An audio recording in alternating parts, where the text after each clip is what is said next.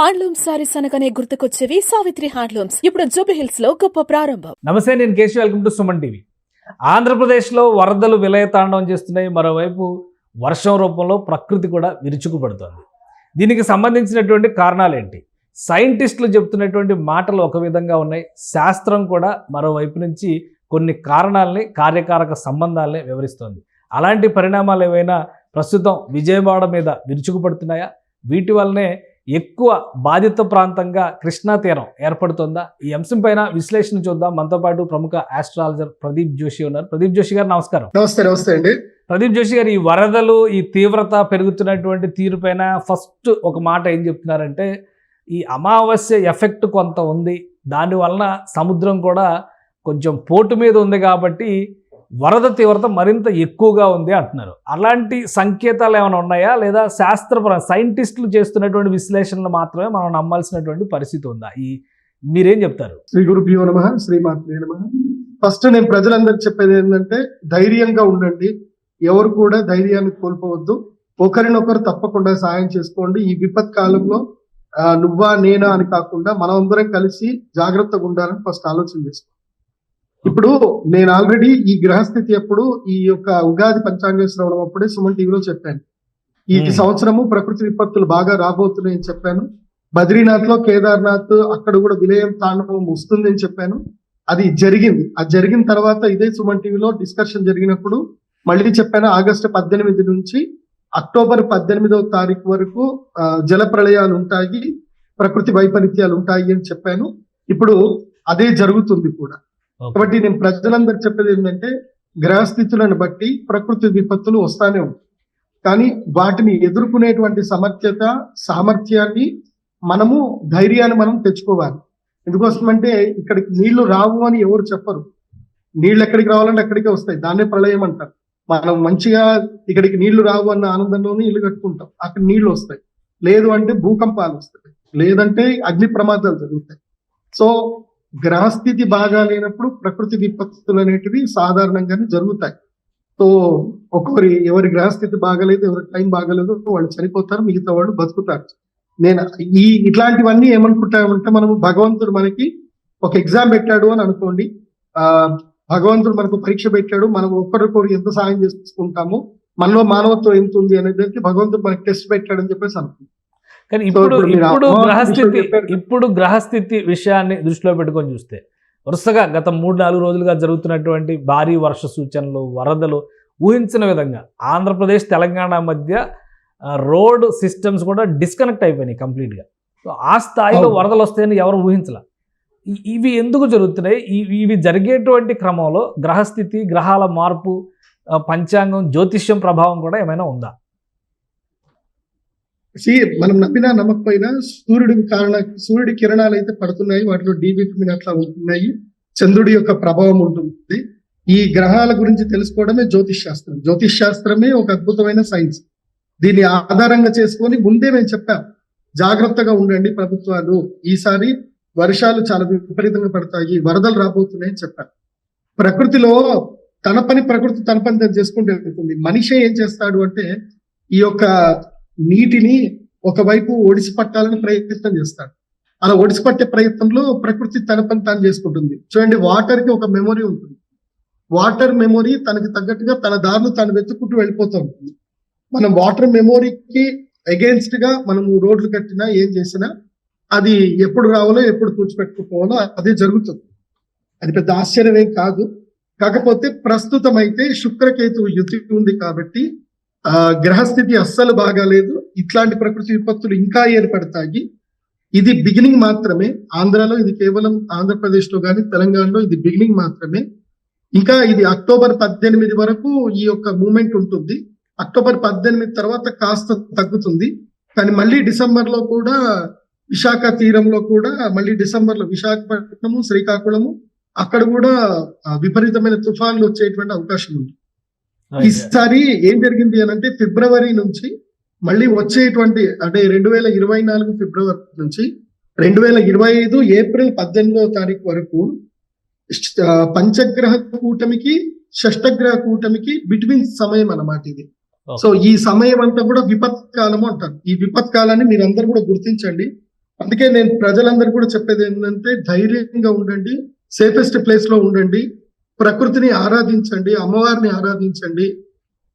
నేనే గొప్పవాణ్ణి అని ఎప్పుడు విర్రవీగొద్దు. నేను గొప్పవాణ్ణి, టెక్నాలజీ గొప్పది, సైన్స్ గొప్పది అనుకుంటే ప్రకృతి చిటికేస్తే చాలు. రాత్రికి రాత్రి ఏమైంది? విజయవాడ మొత్తం మునిగిపోయింది. సో ప్రకృతి అంటే అమ్మవారు. అందరూ కూడా అమ్మవారిని శరణు వేయండి, ఆ అమ్మవారిని చూసుకుంటుంది.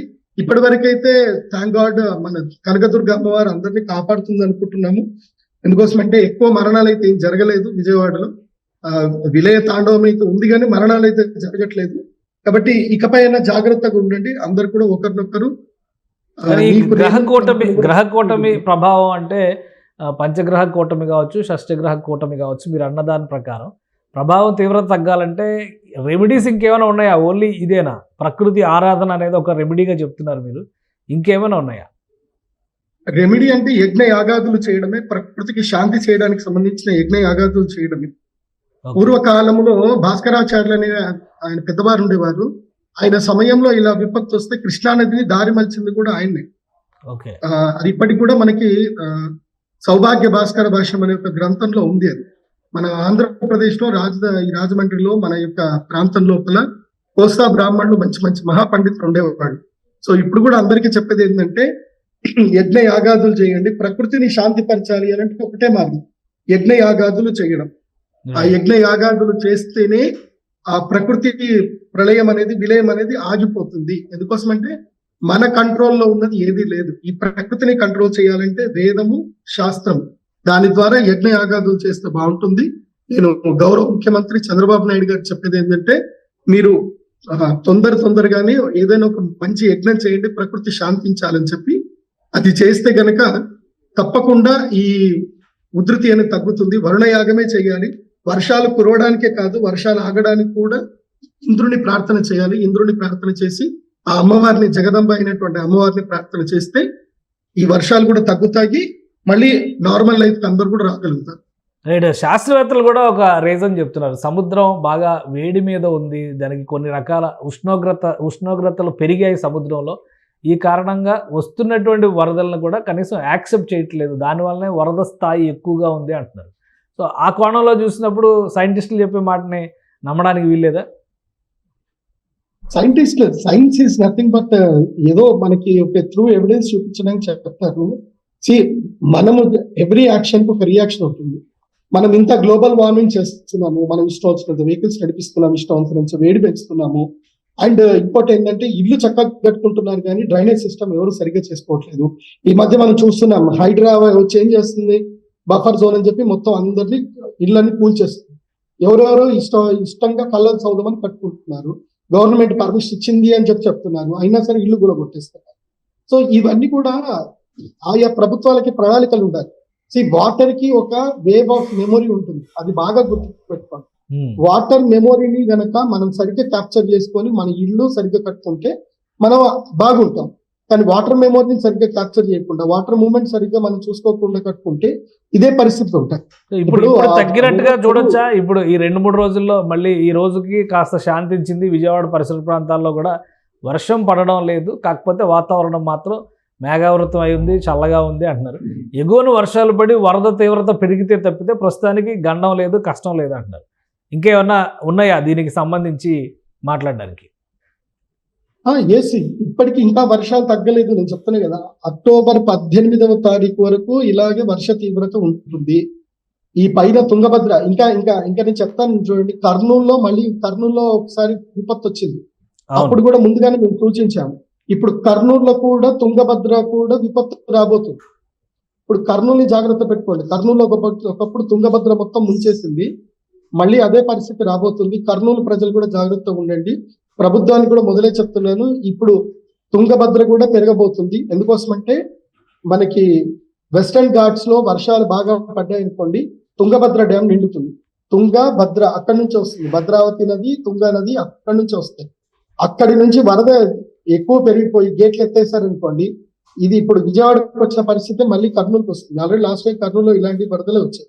అది కాకుండా ఇప్పుడు ఈ గోదావరి నదికి సంబంధించి ఏదైతే కనుక కృష్ణా నదికి కానీ గోదావరి నదికి కానీ ఏవైతే ఇంకా సబ్స్టిట్యూట్ ఇంకా మార్గాలు ఇంకెక్కువగా అన్వేషించాలి. ఇప్పుడు నాగార్జున సాగర్ వదిలిపెట్టగానే మొత్తం అన్ని మునిగిపోతుంది. ఇంకా సబ్స్టిట్యూట్ మార్గాలు అన్వేషించాలి, ఇంకా సరికొత్త రిజర్వాయర్స్ ఏమైనా కట్టేది ఉంటే ప్రయత్నాలు చేయాలి. కానీ మాత్రం ఇది మాత్రం తగ్గేదైతే లేదు. ఇప్పుడు ఇంకా తగ్గది ప్రకృతి విపత్తులు. ఆగస్టు అంటే తెలుగు రాష్ట్రాలకి ఒక్కటే అంటారా, మిగతా ప్రాంతాలకు కూడా ఉందా? దేశం అంతా కూడా ఇలా లేదు, అన్ని ప్రాంతాలు, కర్ణాటకలో కూడా ఉన్నాయి, ఇప్పుడు తెలుగు రాష్ట్రాల్లో వస్తున్నాయి, రేపు కర్ణాటకలో కూడా వస్తాయి. చూడండి, అక్టోబర్ 18 వరకు జల ప్రళయాలు ఉంటాయి. అక్టోబర్ 18 నుంచి డిసెంబర్ 18 వరకు రోగపీడలు ఉంటాయి. డిసెంబర్ 18 తర్వాత జనవరి 18, 22 వరకు భూకంపాలు ఉంటాయి. జనవరి 22 తర్వాత మళ్ళీ విషరోగాలు రావడం అనేది జరుగుతుంది. ఏప్రిల్ 14వ తారీఖు షష్టగ్రహ కూటమి ఏర్పడుతుంది. అప్పటి వరకు ఏదో ఒక రూపంలో ఈ ప్రపంచంలో విపత్తులు జరుగుతూనే ఉంటాయి. ఇది అందరూ కూడా గుర్తించండి. రైట్. అంటే షష్టగ్రహ కూటమి ఏర్పడే వరకు ఈ పరిస్థితులు మనుషుల్ని పీడించే విధంగా ఉంటాయా? అవును, అంతే. పంచగ్రహ కూటమి నుంచి షష్టగ్రహ కూటమి వరకు సంధి కాలము అంటారు. ఈ సంధి కాలంలోనే ఇన్ని విపత్తులు జరిగాయి. మనం చూసుకుంటే ఫిబ్రవరి నుంచి క్యాలిక్యులేషన్ వేసుకోండి, విపత్తులు జరుగుతూనే ఉన్నాయి, ఎక్కడ తగ్గట్ల. ఇప్పుడు ఉత్తరాఖండ్ అయిపోయింది అని అనుకునే లోపలే గుజరాత్ లో స్టార్ట్ అయింది. వాయనాడు మధ్య కేరళలో వచ్చింది, కేరళ తర్వాత గుజరాత్, కేరళ వచ్చింది, గుజరాత్ వచ్చింది, తర్వాత ఇప్పుడు ఆంధ్రప్రదేశ్ లో, తర్వాత తెలంగాణలో, తర్వాత కర్ణాటకలో, తమిళనాడులో కూడా వస్తుంది. సో వీటికి రెమెడీస్ కనుక మనుషులు ముందు ప్రకృతి విధ్వంసానికి పాల్పడకుండా ప్రకృతిని ఆరాధించడం మొదలు పెడితే కొంతవరకు ఉపశమనం లభించవచ్చు అంటారు. అంతే. ఒకటి ప్రకృతి ఏం చెప్తుంది, జ్యోతిష్ శాస్త్రం ఏం చెప్తుందంటే, ఎప్పుడైతే మనుషుల్లో ఎక్కువగా స్వార్థ గుణం పెరుగుతుందో, ప్రకృతిని ప్రేమించడము తగ్గిపోతుందో, జంతువులను హింసించడం ఎక్కువైపోతుందో, ఎదుటి వ్యక్తి అంటే కేవలం మనిషే కాదు, ఈ ప్రకృతిలో ఏ జంతువు అయినా సరే హింస ఎక్కువగా పెరిగిపోతుంది అనుకో, ప్రకృతి వచ్చి ఏం చేస్తుందంటే దానికి బ్యాలెన్స్ చేసి వెళ్ళిపోతుంది. కాబట్టి హింస తగ్గించండి అందరూ. మీకు దెబ్బ తగిలితే ఎంత నొప్పి ఉందో ఎదుటి వ్యక్తి కూడా అంతే నొప్పి అవుతుంది. ఈ ఆలోచనతో ముందుకెళ్ళండి. ప్రకృతి మనల్ని ఏం చేయదు. ఈ ఆలోచన లేకుండా మనం ఇష్టం వచ్చినట్టుగా మన యాక్షన్స్ మనం చేసుకుంటే, every action as a reaction, ప్రతి యాక్షన్ ఒక రియాక్షన్.